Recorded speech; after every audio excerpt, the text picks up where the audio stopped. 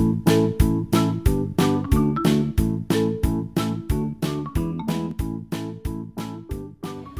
pessoal, então hoje é sexta-feira, né? Que bom, tá? E nós vamos estudar ciências. Vocês vão abrir o livro na página 230 e colocar a data de hoje. Hoje são 5/6, estamos no módulo 2, capítulo 6. Nós vamos estudar água no ambiente e os assuntos serão a água e as atividades humanas e a vegetação e o ciclo da água, ok? Então vamos lá, vamos para a página 230. A água e as atividades humanas. O ser humano realiza várias atividades em seu cotidiano e muitas delas dependem da água, né? Vamos ver alguns exemplos. Na agricultura, a água pode ser utilizada para irrigar as plantas, favorecendo seu crescimento e desenvolvimento. Já na criação de animais, a água é utilizada para o consumo delas, favorecendo a saúde e o desenvolvimento animal. Já na indústria, gente, a gente pensa que a água não é usada e é bastante usada, tá? Ela é utilizada em processos que transformam a matéria-prima em produtos.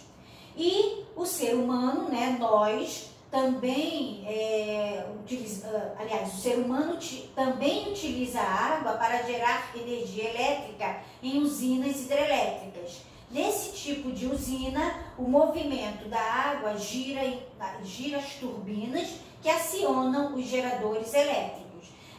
O caso aqui está mostrando, olha só, a usina hidrelétrica de Itaipu, em Foz do Iguaçu, que é a usina que nos oferece a energia elétrica, ok?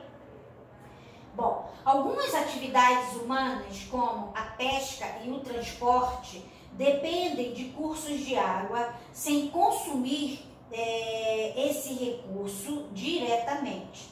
Pessoas que vivem próximo a rios e mares, por exemplo, utilizam embarcações como meio de transporte e obtêm o alimento e a renda familiar, né, da atividade pesqueira, ok?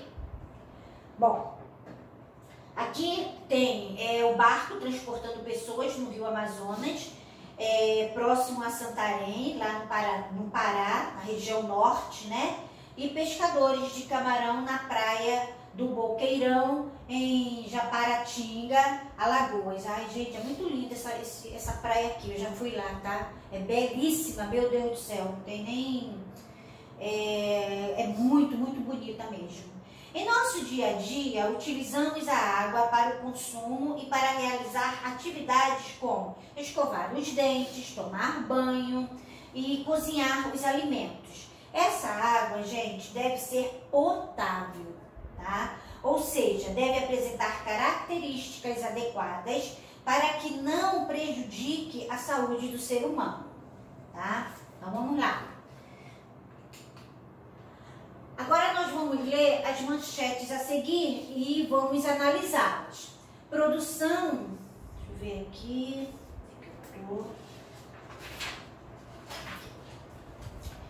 produção de feijão é prejudicada por falta de chuvas e calor forte.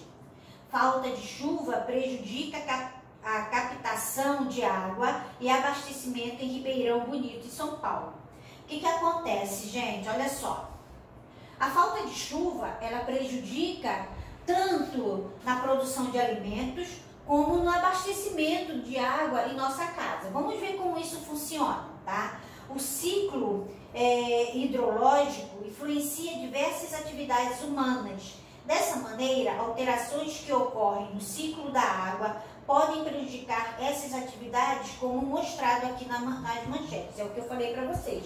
A falta de chuva prejudica a produção dos alimentos. A partir do momento que prejudica a produção dos alimentos, o que acontece nessa época de seca, nessa época em que não tem chuva para a agricultura? Os alimentos sobem de preço, tá? É isso que os agricultores alegam, que não foi uma boa produção, por isso que fica mais caro, o feijão fica mais caro, às vezes, o arroz, né, e assim por diante.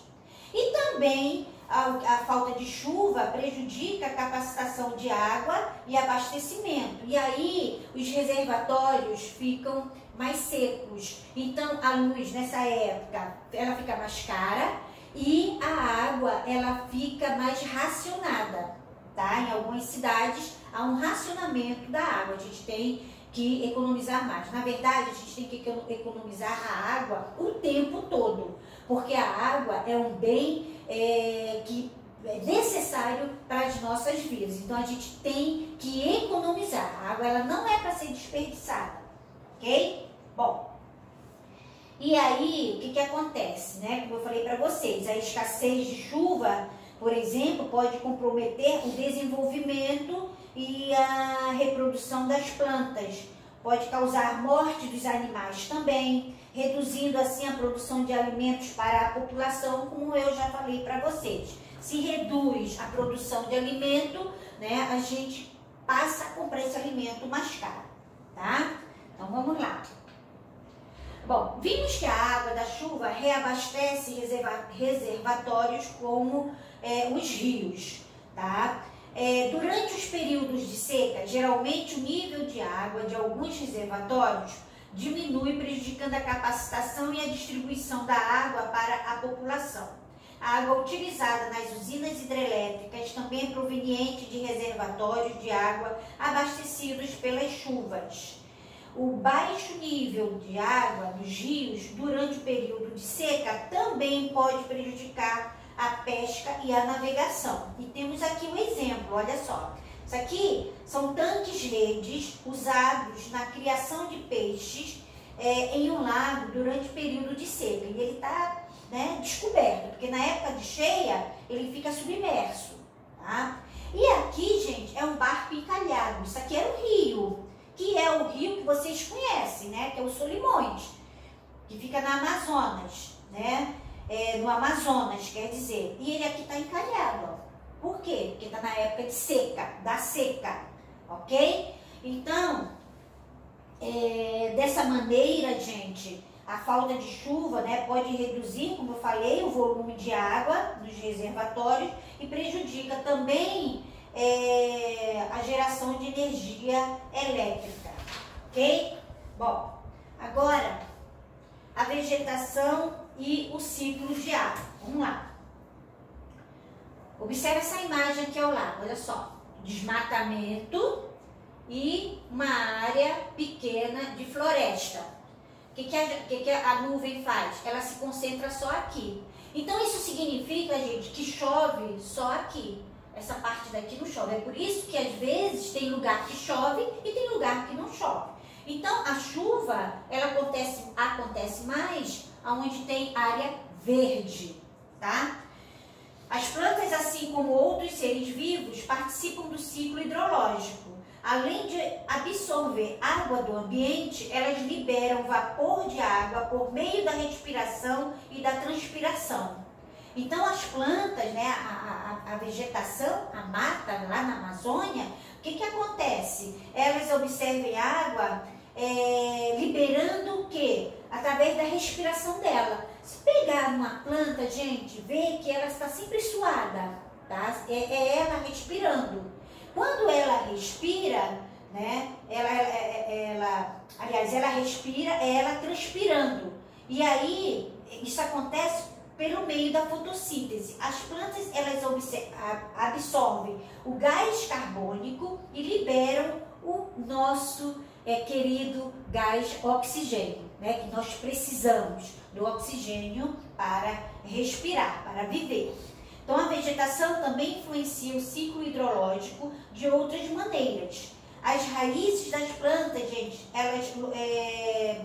das plantas localizadas à beira dos cursos de água, a chamada mata ciliar, tá? Que é aquela mata que fica em volta dos rios, ajudam a manter as partículas do solo úmidas, reduzindo o carregamento delas para dentro dos corpos d'água. O que acontece? Se um rio não tem a mata ciliar, esse rio tem o risco de um assoreamento. Ou seja, se não tem planta em volta dele, o solo, né, vai se desgastando quando chove, acontece o quê? A erosão vai toda para dentro do rio. Então vai para dentro do rio e o rio ele vai diminuindo a sua profundidade, tá? Chega um ponto que ele fica totalmente assoreado, tá? Isso nós vamos ver agora, olha só. O assoreamento dos corpos d'água reduz a profundidade deles, né? Afetando plantas e animais aquáticos. Então, olha só. Aqui tem um exemplo da mata ciliar, gente. Olha só. Isso aqui é a mata ciliar, tá? Que é a mata que fica em volta, né, do rio. Aqui é a mata ciliar do rio Carinhanha, né, no estado de Minas Gerais. E aqui, gente, é um rio assoreado, totalmente assoreado. Cadê a mata ciliar aqui em volta dele? Acabou. Acabaram, né? Acabou não, acabaram. Esse rio aqui, ó, em volta dele foi desmatado. Olha só como é que tá aqui, ó, descampado. Então, o que que acontece, gente? Essa areia aqui, quando chove, vai escorrendo aqui para dentro do rio. Se vai escorrendo para dentro do rio, ele vai diminuindo a sua profundidade, até o ponto de ficar totalmente assoreado. E isso não acaba só com o rio, não. Acaba com a vida marinha, acaba com a vida aquática do rio também. Com plantas aquáticas, com os peixes, com a vida que existe dentro dele. Tá? Então, o que acontece? Além de contribuir para a conservação dos cursos de água, a cobertura vegetal favorece a infiltração e a retenção de água no solo.